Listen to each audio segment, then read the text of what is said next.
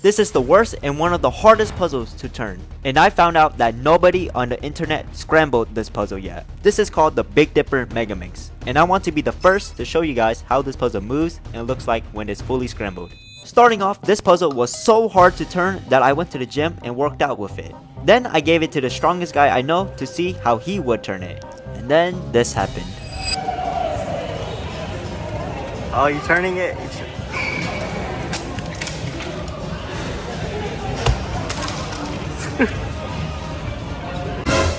I can't believe it popped with only 3 turns. And now it looks like a disaster, like the Emoji Movie. So how am I gonna fix this? Well, it's easy. All I have to do is move these little pieces and do some offline building. And voila, we built it. Oh, and yeah, you don't need to see this. I totally did not just spend another $100 on this.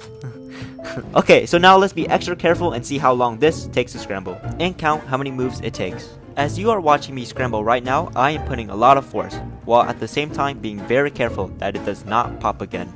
So for the first time, you might actually need skill to scramble a puzzle. Something really cool about this puzzle is that it shapeshifts, making it extra challenging to solve. When scrambling this puzzle, I realized there's actually a good reason why it turns very tight. It's because of these little inside pieces here that will fall off if the cube is too loose. After a brutal 3 minutes of scrambling, I was already getting tired, so I took a break and went and watched a movie. I went back scrambling, and to give you a perspective, this is how a $1 cube turns. This is not a fair comparison, but just wanted to show that a puzzle with this many moving parts is very hard to turn. Something I just realized was that I was forgetting to scramble these little pieces here, which I got one only.